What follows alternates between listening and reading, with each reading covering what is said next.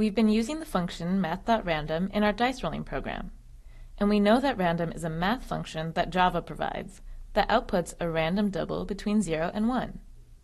But how did you know that this function would produce this 0 to 1 output? We walked through how to use it together. And what about our println function that we've used a lot?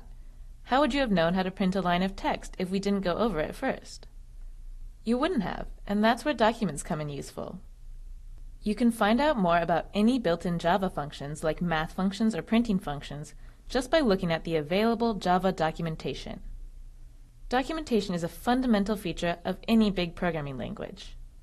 It's a huge resource for programmers because good documentation provides all the information we need to know. It tells us about built-in functions as well as different variable types, and shows us how to use these functions in our own programs.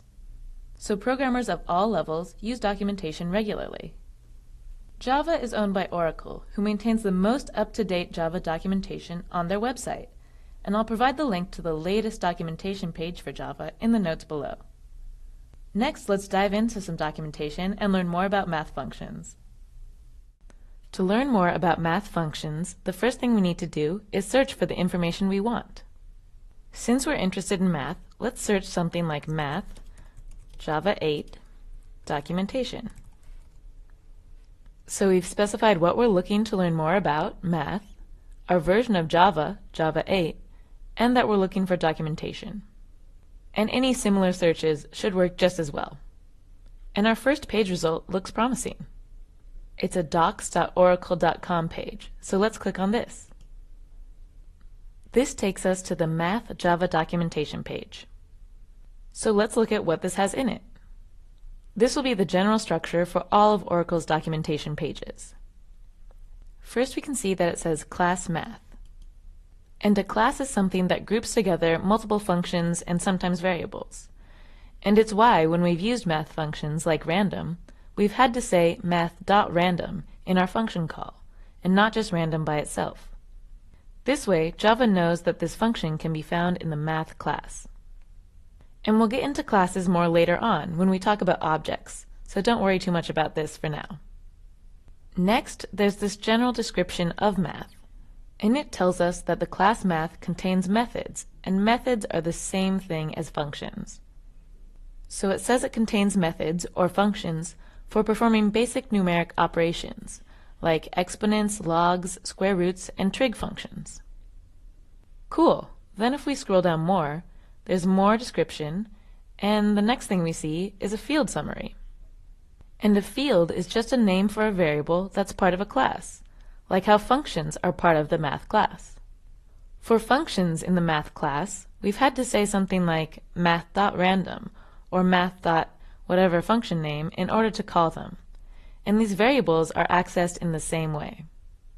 So we can use the exact value of something like pi, which is around 3.14, by saying math.pi in our programs. But don't worry too much about fields for now, because we're mainly interested in the functions that Java provides.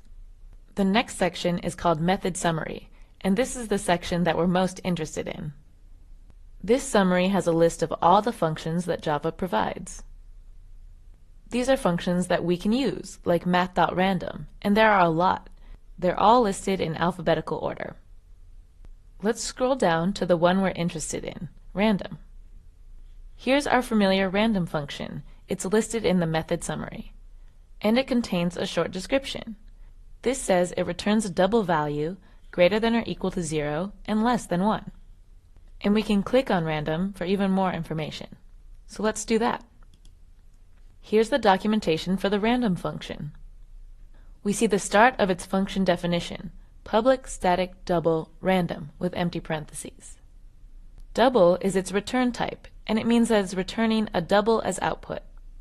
Then this page has a brief description of the entire function, and it tells you exactly what it does. It tells you it returns a double value between 0 and 1, and it tells you a bit about how that value is chosen. It also has this return section that tells you exactly what return value you should expect. A pseudo-random double greater than or equal to 0 and less than 1.0.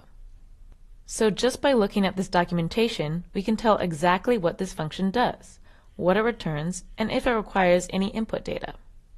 Next, we'll look at the documentation for a math function that we haven't seen and see if we can figure out what it does.